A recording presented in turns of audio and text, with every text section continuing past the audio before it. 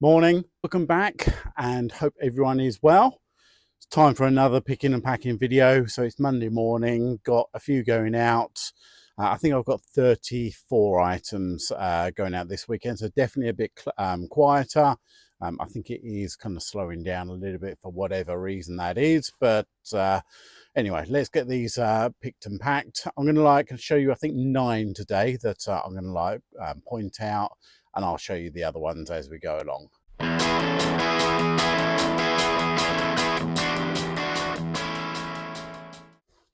So as I said, I've got a few going out. I've pre-done the labels as always. So we're going to start off with a pair of trainers actually. So these ones are some Nikes, and they're the Nike Reacts. I've got those just here. Right, so these are the Nike React, and they're the Element 87s. You can usually tell these are Reacts by the sole. So I think it's actually Nike's kind of like foam sole instead of like the air. So like it's got a bubble in it. These ones are like are more solid, but they have got these bits that indicate that they are a React. Fairly like quick seller, didn't stick around too long. Nothing particularly like high valued over this weekend, so definitely a little bit down, but it is what it is. Right, straight after that we've got a pair of chino trousers. These are by J Lindbergh 16027.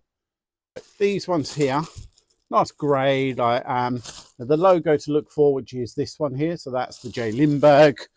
And these ones, even though we're kind of like coming out of like the golf season now, people are still kind of buying this kind of stuff. So if it's a strong enough brand, it will still sell all year round. But obviously, like, think about like the seasonality as well. Right, straight after that, we've actually got a double order.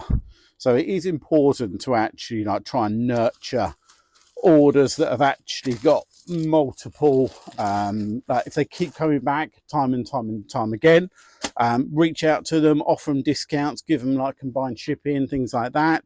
It's always like kind of like you want to like try and keep those on side. So these ones are a pair of Ralph Lauren chinos and a pair of Hugo Boss chinos, so 15926. Nice heavy duty, these ones. They're kind of like a heavy corduroy, and 15876. And so there, these ones are the Hugo Boss ones. So we're going to like put those into like one bag. So because I've got it like combined shipping, make sure we put in a thank you card, and then nothing. So what I did with this is actually I've put it all into one, but I've actually changed it. I'm going to send this UPS because they actually have £60 worth of insurance free of charge, and it's a little bit heavier. So even if I decided to go through every, which is normally who I would send, once you go to a heavier weight, so this is over the 1 kilo now, suddenly the price does go up. So I'd always look at like what I'm going to get for my money. So with UPS, £60 worth of insurance on there, I think for me it comes in at £4.99. So, and that's next day delivery as well. So my customer will then like get it super quickly. Right, next we've got a jacket. So this is by Top Gun 16006. Right, big heavy duty like jacket, this one. This is a little bit of a weird one because when I picked it up, so I paid £2 for this because I remember I only bought it last week. And the actual comps for it like were not strong. I couldn't really find anything on this particular brand, but the style of it was very strong. So it's like very much hunting, shooting. It actually on the shoulder it had these like kind of pads where you could put a shotgun. So the style of it for me personally was actually overruling that I didn't know what who the brand was. So still sold super quickly, and so £2 into like kind of 24, 25. I can't remember exactly off the top of my head, but so yeah, styles can sometimes overrule brands.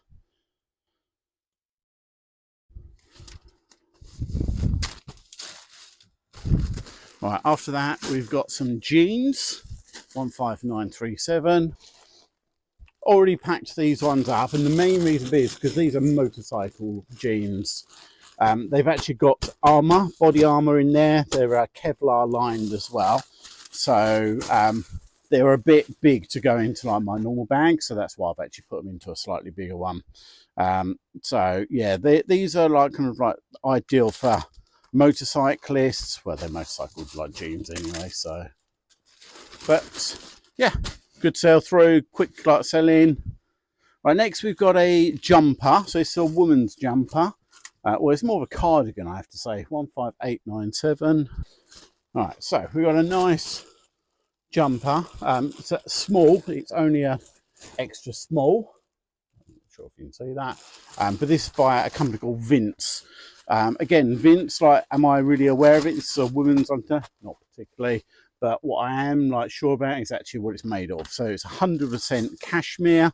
So without a doubt, definitely something to like to pick up, as long as it's actually nice and cheap. All right, and after that, we have a wax jacket. So this is by PG Field, 15865. All right, so that's the logo just on there. It's got a stag. Again, comes into like that hunting, shooting, outdoorsy condition. Yes, needs to be like reasonable, but I think you can get away with things that maybe like kind of like being a bit tired, a little bit older, because people are really going to be using it for what they're designed for, which is going out and actually like getting into the countryside. So it doesn't need to be like perfect. Big holes, big splits, things like that, then probably I wouldn't bother with it. But in general rules, like if it's kind of like worn or things like that, like kind of maybe like missing a button or something like that, I would still probably list it. Right, then we got some shorts by Spoke, 15844. Right, so these are like a nice bright blue pair of shorts, good size 40-inch waist on these ones. They are the build B, so with Spoke they come up with different styles, whether it's kind of like tailor fit or slim fit and all these other ones. But these are dedicated, they're designed to be shorts, so don't see them too often, quite rare, but they do have a good following, Spoke. So the chinos do very well. Polo shirts, not so much. I've picked those up in the past, thinking they may well like go quite well, but surprisingly they're not as good. Right, then we've got the last one, which is a pea coat. So it's a Reese pea coat, 15647. Right, because it's a heavy one, this one, I've already like packed this one up as well, so it's all ready to go. I have actually put on the label just to make sure that I know what's in there. It says Reese pea coat. So really good size, this one. So it's a double XL. It's made of wool as well. Reese is a good like kind of brand to look out for, and also like with Reese as a brand, you can actually look at the tags and to tell what the actual style is. So this one's actually called the Benjamin, and yeah, like really good, that one. So like really pleased. Right, so that's the parcels all done now. I'm going to like drop these off at the store. So we've got 3 IKEA bags worth today. Not quite as many as it has been in the past. So it's a little bit disappointing. Money, again, was a little bit down as well. So yeah, money is down this weekend, but it's not something that I particularly worry about. I want to make sure that I just like keep listing, keep being as consistent as I possibly can, because I know that if I can believe in the process and I just like keep going with it, it will come good. It is very, very easy to, dare I say, like, to start panicking, because like sometimes eBay as a platform can be incredibly fickle, but it is what it is. So we just need to like keep strong, keep going, keep listing, but also like keep listing good quality items. That's definitely something that I've like taken in the past couple of days, that some of the items that I am picking up, I feel are a little bit lower end and potentially not meeting my margins and my sell-through metrics as much. That's definitely something that I need to look at. So if I'm going to be like looking to change anything, that's definitely like something high on my agenda.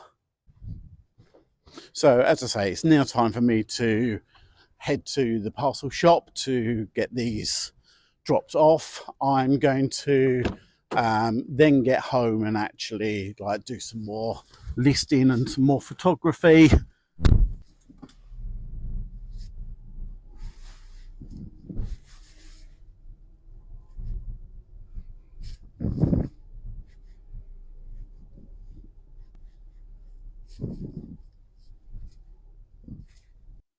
So I've redone my my office. This is where I do all of my listing, my photography. So I thought it'd actually like be a good idea to actually show you how I physically set up my whole eBay business. So this is actually where I work. So I do think I am extremely lucky that I've actually got this room that I can use. Overlooks my garden. I can see when I've got my washing out as well. And then we've got my listing station. So this is my computer. Then we've got my photography set up. Next to that, this is where I keep all my current stock. So I might as well start at the listing station. So I've got a flat lay system. So I've got just a fairly straightforward kind of leaf table. I've put on one of these mats. I think this is an outdoor mat. Size wise, I'm not 100% sure, but so what's that? 40, about 75 inches roughly. Then I've got these, which are my lights. I've set it up with 3 lights. I think ideally I'd like another one, but at the moment I'm happy with the light it gives me. I don't think they make this brand anymore, but it's a fairly generic one. Dartboard, which I literally never play. I bought this, which is a little like kind of table shelf that goes onto this pole. Find that super helpful when I've actually got my SKU numbers. Down here, I actually have my waste paper basket. Next to that, I've got a load of hangers. I always seem to have like plenty of hangers. So that's actually like my whole station. As you see, like size wise, this is exactly like how I'll be working. So I'll be using this. I'll be pulling my items from the left hand side, using this, taking the photography, all like so. And then once that's all bagged up, it will then like go over in that area. So definitely the nice thing with this is that I don't have to like take it down. This is permanently up, so I never actually have to like dismantle that. I've got plenty of space to work around me.